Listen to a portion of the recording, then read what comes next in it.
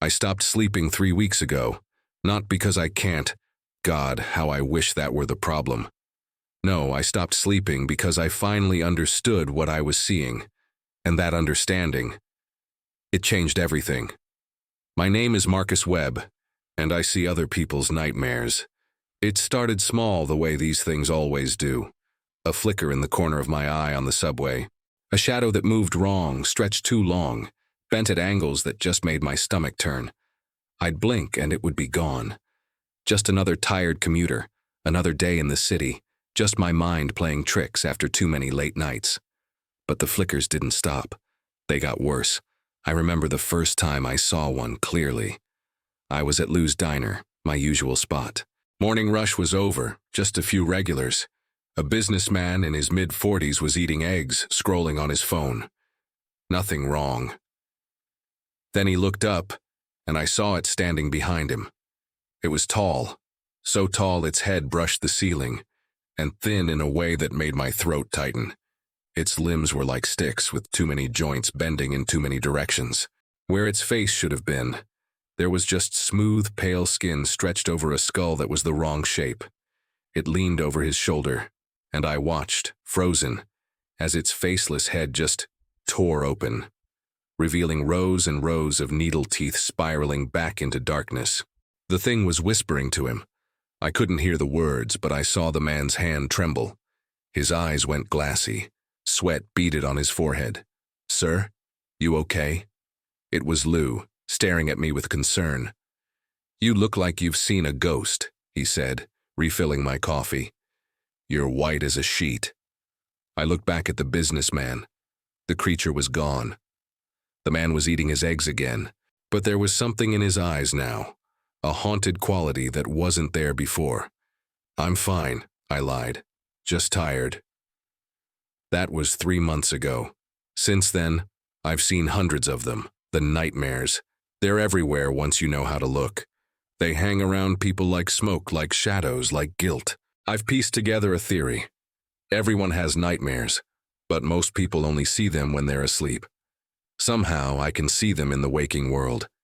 These nightmares follow their dreamers around, invisible parasites feeding on fear, stress, and trauma. I see them all. The woman on the train platform surrounded by faceless figures in suits, all pointing, judging her. The teenager in the park, followed by a towering creature made of his father's disappointment. Its mouths all whispering, "Not good enough." The elderly man at the pharmacy, trailed by a hospital bed with torture devices, his nightmare of dying alone crawling on the ceiling above him. I tried to get help.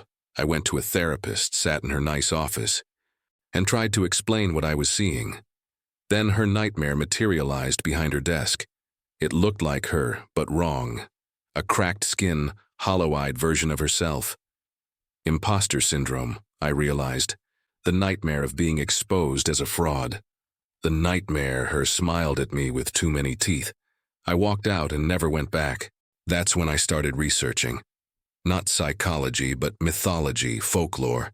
Anything that might explain this. I found stories of seers and shamans, but nothing that offered a solution, a way to make it stop. I learned the nightmares can't hurt people directly. My hand passes through them like smoke, but they influence people. The businessman at the diner, he quit his job, overwhelmed by panic attacks. The woman on the platform, she stopped taking the subway. It's a spiral. Fear feeds the nightmares, and the nightmares feed the fear until something breaks. And some nightmares are worse than others. I discovered this 1 week ago. I was wandering the city late at night. I do that instead of sleeping now. I walked past St. Michael's Hospital, and I saw them pouring out of the windows like smoke from a fire, a collective mass of terror and suffering. I should have kept walking, but I went inside. The ER waiting room was a gallery of fear. A mother's nightmare showed her child in a tiny coffin. An old man was being buried alive by his. But there was something else in that room. In the corner, a shadow that didn't belong to anyone. A nightmare without a dreamer. And it was watching them. As I stared, trying to understand, it turned its attention to me. Nothing had ever looked back at me before. Until that moment, I'd been an invisible observer. Not anymore. The shadow thing moved toward me, and I felt it in my mind. A hollow terror bloomed behind my ribs. It knew me, saw me, and worse, and it was curious. I ran. I'm not proud of it, but I ran from that hospital like a child fleeing the dark. That was a week ago. I've seen the shadow 3 more times since. It's following me, learning about me. And I'm starting to suspect it's not just curious, it's hungry. I think it knows why I can see the nightmares. Because yesterday, as I was avoiding my own reflection in a shop window, I glimpsed something behind me. Barely visible. The beginning of something forming. Something tall and thin and wrong with too many joints and a face that hadn't fully manifested yet. My own nightmare. After all this time watching other people's fears, I'm finally growing one of my own. Thank you for listening to my story.